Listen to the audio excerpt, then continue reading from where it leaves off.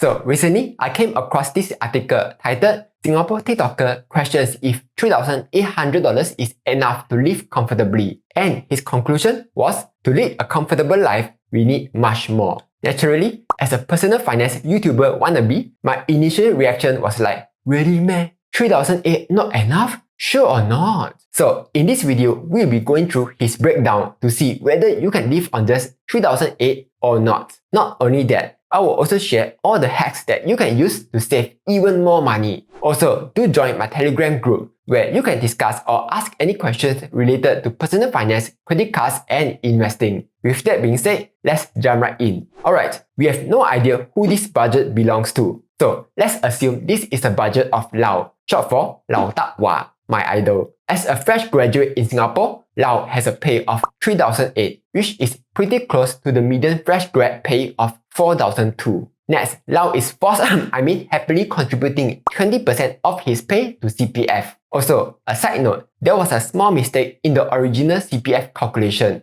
20% of 3,008 is not $780, it is $760, yeah. Anyway, Lau is a big eater. He spends $10 per meal, 3 meals a day, 7 days a week for the entire month, which comes out to be a whopping $840. Not sure what breakfast he eats every morning that costs $10, but I bet it comes with fancy candles and sausages. John spends $150 on public transport and another $100 on occasional Grab. I don't know about you, but $100 on Grab is definitely not occasional, yeah. According to a test by the Straits Times, the average cost of a taxi ride to the city would cost around $24. In other words, Lau is taking a taxi every other week. $200 for insurance, pretty normal. $100 for phone bill, pretty abnormal. $200 to pay off uni loan over 10 years. $50 for subscriptions such as Netflix, YouTube, Spotify. I guess that's okay. $400 for stuff such as drinking, shopping, and haircuts. Pretty high, but I guess it's needed because Lau is a popular guy. He has a social life unlike me, and he needs to dress well and maintain his image. Lau spends $1,200 a year on overseas travel, or $100 a month, because there's nothing in Singapore except for shopping malls, some tiny lakes, and some tiny mountains. And finally, he gives $400 to each parent. So he definitely scores high in the filial kid area. And boom, that's the entire 3,008 without any leftover money for marriage, housing, and renovation and kids. But hey, at least he's a filial kid who has a social life, right? Wrong. According to my retirement calculator, which you can download for free, link down below, if he continues doing this, he will have to work for his entire life. And even so, he will still run out of money in retirement. And this is assuming his expenses don't include marriage, housing, renovation, and kids. Wow, then like this how? Alright, so here's how I would fix this. First, let's not assume that Lau is a fresh grad, because not everyone in Singapore is lucky enough to have a university degree. Based on the latest stats, only 36% of the population is a uni grad. Instead, Lau is just a poly graduate, which according to the latest stats has a much lower $2,600 median salary. So let's use that. 20% of the pay goes to CPF. So that is $520 locked up till old age. Quick pause. Not only Weibo is giving away free money again, they've further upgraded it. From now till the end of the month, if you sign up using my link down below, find any amount and keep the money there for 30 days, you will get a total of 10 free shares worth up to $100 each. But of course, Weibo is not just about their sign-up rewards. They also have one of the lowest commissions for the US, Hong Kong, and China markets. Weibo also lets you earn a yield on your idle cash with MoneyBoo. They have a regular savings plan to automate your investments, so you don't have to see your stocks every day.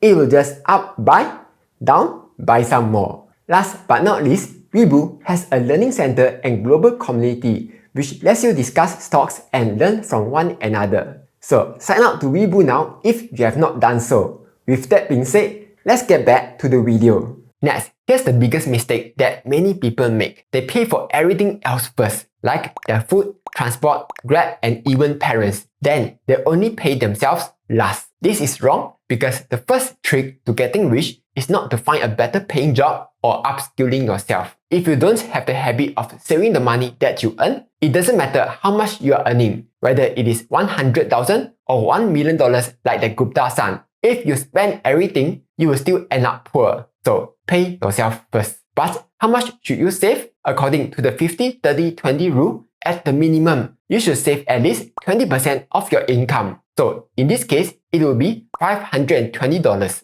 As for food, here's the thing about Singapore. Food can be as cheap as you want or as expensive as you want. But I wouldn't go as far as to say that you should only spend like $10 a day like the 27-year-old Malaysian. Because after all, what's the point of living if you can't even enjoy good food every now and then? But of course, you shouldn't go overboard also lah. So I will allocate $5.50 per meal, 3 meals a day for 30 days. That comes out to be $495 or about 19% of the pay. Fun fact, this is actually pretty close to the national average where 20% of the household expenditure goes to food. Next, transport. According to a poll I did, most of you guys spend between $90 to $120 on transport. But let's just say that Lau is traveling all across Singapore and spends $200 on public transport. Xiong ah. In that case, he can get the monthly concession card, which would limit his travel expenses to just $128. Next, the occasional Grab. I will just put it at $50, which is still super generous as it would still allow Lau to take 2 Grab rides per month. Insurance, $200 is fine, so I will just keep it as it is. The trick to keeping insurance low is 1. Avoid ILP, and 2. Get insurance as early as you can, because the earlier you get it, the lower the cost. Next,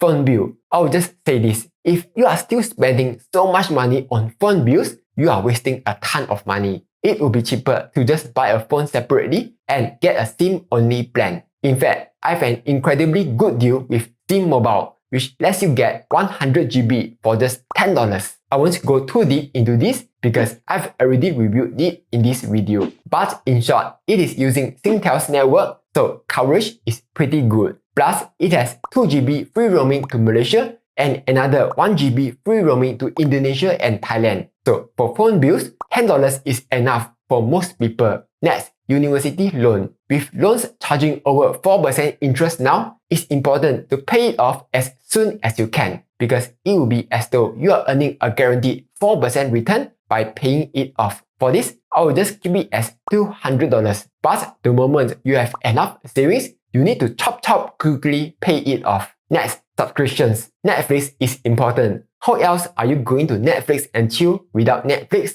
A basic subscription would cost $13 a month. As for YouTube and Spotify Premium, we can just remove it because if you are just earning $2,600, don't be lazy lah. Just click the skip button lah. It's important to save the money and invest it. For entertainment and others, I've broken it up into drinking, shopping, and haircuts. First, drinking. Like I said, Lau needs to have a social life, so let's keep drinking. But you can tone it down a little to just $50 a month. Shopping, same thing. Unless you are some superstar, you don't need to be spending so much money on shopping every month. Finally, haircuts. You can save on haircuts by going to places like Fifth Avenue, where they will only charge you $4 per cut. Yes, I know they like to try selling you some of their products and packages, but it's just like YouTube ads. All you need to do is wait for them to talk for 5 seconds, then say skip to skip their advertisement. And just like that, you get to save a ton of money on haircuts. Next, for traveling, $100 a month is fine. As for parents' allowance, $800 is definitely excessive. You guys like to look at the market rate? So let's check out the market rate. Most Singaporeans give about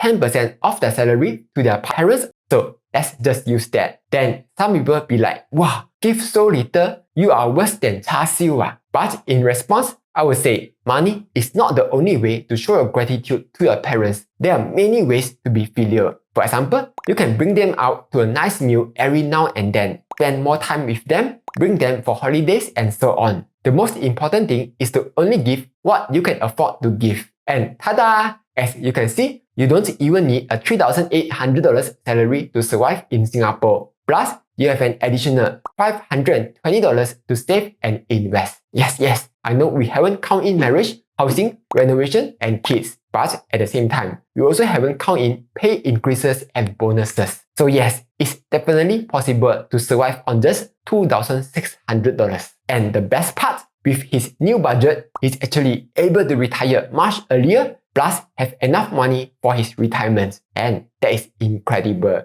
But wait, that's not all. What if I told you there are ways to extract even more value from every single expenses? Check this out. For CPF, assuming you have at least 20k in your CPF OA and you don't need to use it in the short term, you can invest the CPF money into T-bills to earn about 3.7% return. So that's a bonus of $1.60 per month. Next, by keeping your savings in a high-yield savings account like UOB One and OCBC 360, you will earn a 3.85% interest. So that's another $1.67 a month. As for the spendings, you can charge them to your credit cards. For example, for food and drinking, by using the UOB Ladies Card, which is now available for men too, you will get to earn 6 miles per dollar. So that's more than 3,000 miles per month. Public transport, if it's topping up to the concession card, you can use the UOB Absolute Card, which gives 1.7% cashback. Otherwise, if it's a normal Simply Go, the Standard Chartered Smart Card will give 6% cashback. Grab, phone bills, shopping, overseas travel, use the City Rewards Card paired with Instagram Amaze to earn 4 miles per dollar. As for gyro payments like insurance bills, uni loan, and even credit card bills, use the HSBC Everyday Global account to pay via gyro and you will get a 1% cashback. By just doing all these simple tricks, you will earn back more than $10 a month or $120 a year. That money is more than enough to have 3 or 4 meals at Din Tai Fung. But that's not even the most exciting part. Instead, it is the 4,110 miles earned per month. If you can keep earning these miles every month, after just 16 months, you will have enough miles to redeem a business class return ticket to Taiwan. This doesn't include all the bonus miles that you will get when signing up for the card, not using miles buying programs like CityPay and CardUp, and not making use of ticket promos where you can get even cheaper tickets. With flight tickets costing around 30 to 40% of the travel budget, you will easily save a ton of money on flight tickets, plus